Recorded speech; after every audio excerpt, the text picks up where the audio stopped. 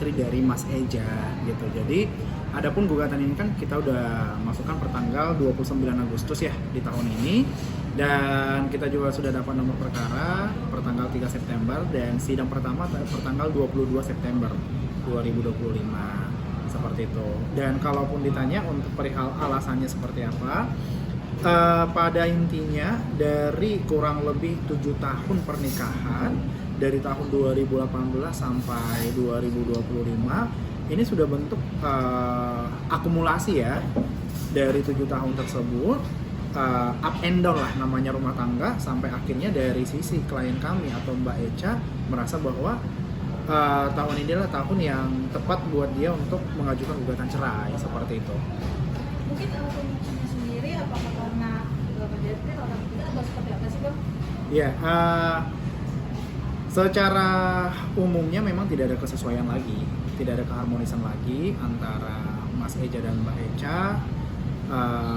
Ya seperti itu. Akhirnya ya Mbak Echa udah meyakinkan diri untuk gugat cerai.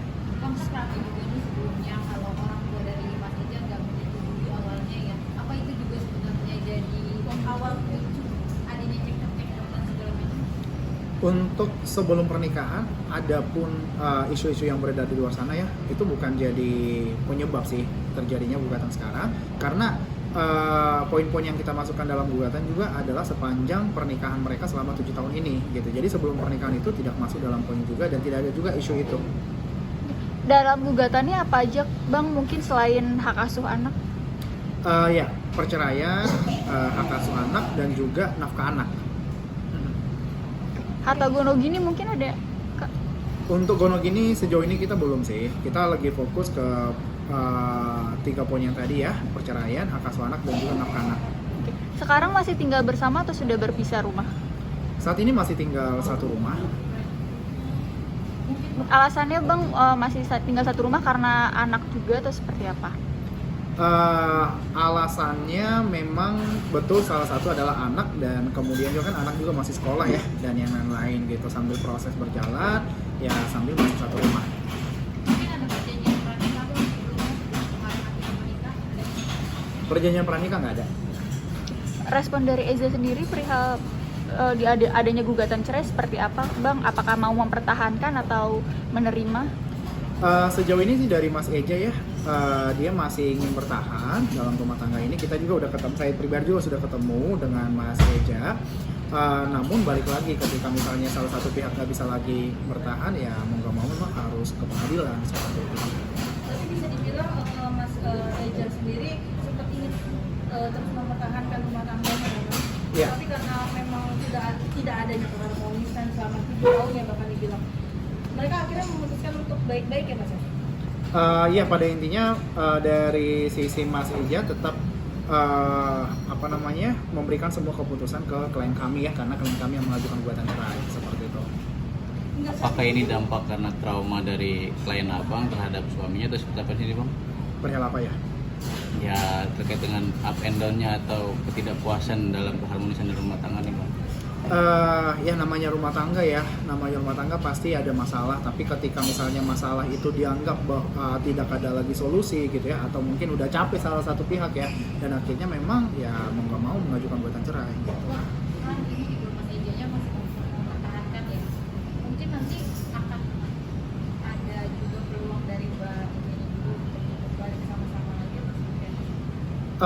Sejauh ini sih belum ada ya isu ke sana ya, tapi kita nggak menutup kemungkinan juga, karena dalam proses sidang nanti juga akan tetap ada mediasi dan hakim juga akan menyarankan supaya tetap mediasi gitu, itu memang udah peraturannya. Kan kami sendiri kan ngajuin juga hak asuh ya, Bang ya. Apakah ada kekhawatiran apabila anak ada di tangan KIZ begitu? Kekhawatiran karena arahan dari undang-undang juga kompilasi hukum Islam di bawah 12 tahun itu ke anak gitu, dan tanggung jawab akan jadi tetap, nafkah itu tetap tanggung jawab daripada suami gitu, itu wajib. Dan ketika pun nanti anak ada di tangan klien kami Mbak Echa, tidak akan menghalangi juga anak itu bertemu dengan ayahnya supaya sama-sama dapat figur ayah dan ibu gitu. Kalau boleh di-spill berapa sih Bang biaya untuk anak Bang? Ini kan 4 anaknya Bang. Tiga anak. Oh 3. Iya, 3 anak. Kita sih sesanggupnya Mas Ejanya nanti. Berarti nggak ada lebih Untuk nominal ada dalam gugatan, tapi mungkin saat ini belum bisa saya spill. Hanya saja nanti tetap hakim akan menilai dari kesanggupan tergugat ya atau Mas Eja. Berarti masih bisa dinego dari dari gugatan yang ada ya Bang? Bisa jadi, betul. Bang, masih satu rumah berarti komunikasi sejauh ini masih berjalan dengan baik antara keduanya ya? Komunikasi tetap melalui saya karena sudah menyerahkan semua kuasa ke lawyer. Jadi apapun komunikasi dari Mas Eja langsung ke lawyer, dan itu sudah dilakukan oleh Mas Eja juga. Gitu. Berarti di rumah nih hanya karena anak aja ya mas untuk tinggal satu rumah nih? Iya, sambil proses berjalan, sambil satu rumah, tapi untuk komunikasi mungkin udah masuk ke saya. Mungkin nanti akan siapa Mas yang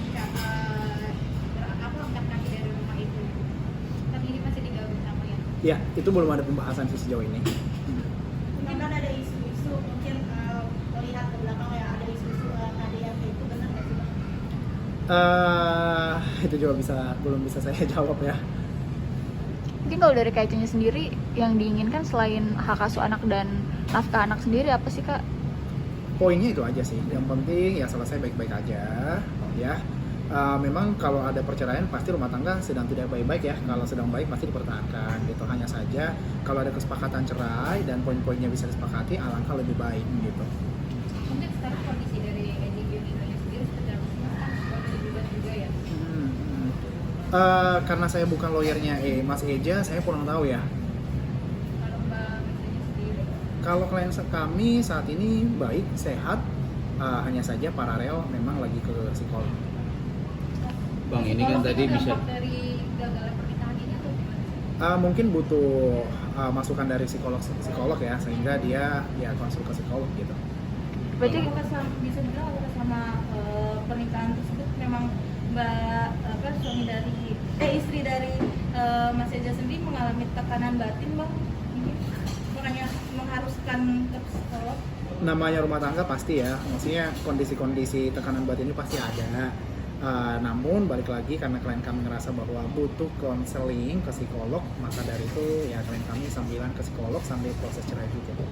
Bang, tapi proses pemikirannya Kak Eca sampai akhirnya menggugat cerai sendiri berapa lama sih Bang? Nggak mungkin tiba-tiba kan berarti? Betul, nggak tiba-tiba, tapi untuk kapannya saya juga belum bisa sampaikan. Hanya saja ini sudah menjadi putusan yang bulat, yang matang dari klien kami, yang udah dipikir-pikiran juga secara dewasa juga sebelum memutuskan ini. Bang, tadi kan juga banyak Maksudnya dari sisi keluarga gitu ya. Kalau dari sisi keluarga memang sebelum ada gugatan sudah mediasi gitu ya, beberapa kali juga sudah mediasi gitu. Namun balik lagi bahwa keputusan ini masing-masing pihak, Mas Eja dan Mbak Eca dan pihak keluarga menyerahkan semua prosesnya ke masing-masing, dan keputusannya gue juga ke masing-masing gitu. Berarti bisa dibilang sebelum sampai ada gugatan ini ke pengadilan udah ada mediasi secara keluarga. Betul, udah beberapa kali juga. Masih tinggal satu rumah sama Eca? Masih. Oh, mungkin ada pesannya juga masih dari Mbak Ibu buat Mas Eja sendiri di dalam proses perceraian. Tidak ada sih, tidak ada pesan apapun. Hanya saja titip dari klien kami ya, Mbak Eca, bahwa untuk saat ini dia lagi take time, lagi mengambil waktu juga, jadi belum bisa ketemu dengan media, belum bisa banyak untuk tampil di publik seperti itu. Mungkin nanti sidangnya sendiri akan berlangsung kapan Bang di sidang perdana? Senin tanggal 22 September. Siapanya Kak Eca sendiri Bang menghadapi sidang perdana gitu? Siap nggak siap harus hadir, gitu. Dan nanti pada sidang perdana Mbak Eca akan hadir ya Bang ya? Betul, akan hadir. Bang, perihal ke psikolog ini baru dilakukan atau memang sudah beberapa lama rutin dilakukan? Kalau dari sisi klien kami, memang karena puncak-puncaknya di tahun ini ya, jadi baru-baru dari tahun ini. Tapi untuk kondisinya baik-baik saja atau memang seperti apa sekarang? Sejauh ini sehat, namun butuh konseling aja. Bang, tadi kan bisa dikatakan masih serumah nih Bang. Kalau saya lihat sih sejauh ini kondusif ya, sejauh ini kondusif. Kita doakan saja tidak terjadi hal apapun. Atau ada salah satu pihak keluarga yang juga ikut tinggal di dalam rumah atau seperti apa? Enggak. Anak-anak sudah ada yang mengerti perihal ini belum sih Bang mungkin? Anak-anak belum dilibatkan dalam masalah ini karena masih kecil juga gitu. Jadi ya anak-anak akan tahu ke depannya ketika mereka udah dewasa ya. Jadi belum dilibatkan.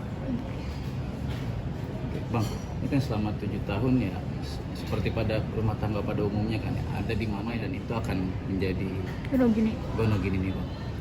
Secara hukum memang segala harta yang mereka peroleh, dan kebetulan kan mereka tidak ada perjanjian pisah harta ya, otomatis apapun harta itu baik mobil, rumah adalah harta gonogini gitu, harta bersama. Namun balik lagi untuk case ini belum masuk sampai ke ranah gonogini.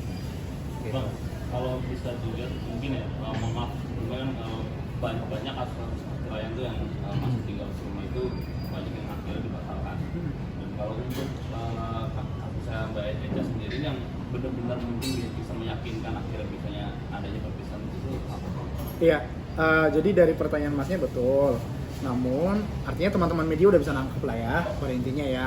Ketika misalnya mereka masih satu rumah, pasti ada alasan yang menurut kami sangat kuat untuk bisa gugatan kami diterima. Gitu. Mungkin adakah kekerasan, KDRT dan segala macam? Ya itu nggak bisa saya sampaikan ya mas. Tidak memberi nafkah mungkin. Masih, kalau nafkah masih. Oke. Bang, tapi ini yang menarik adalah apakah nanti ada jalur pidananya juga selain di perdata dalam penggugatan Cerai. Enggak, kalau pidana kita nggak sampai ke sana. Oke. Oke, mantap. Oke, terakhir bang, apakah mengalami psikologi seperti apa sih nih bang? Perubahan pada sang istri, apakah down secara berlebih atau putus asa secara berlebih atau lainnya nih? Kita tunggu nanti diagnosa dari psikolognya. Tapi Apa sih yang gejala yang dialami Kak Eca sendiri sampai akhirnya ke psikolog? Karena mungkin bukan ranah saya ya, nanti dari diagnosa psikolognya aja kita lihat. Atau merasa resah, selalu resah apa gitu? Nanti kita lihat ya, kasus psikolog ya, nanti kita lihat diagnosanya, oke? Oke. Oke. Terima kasih, Bang. Lintas. Psikiater.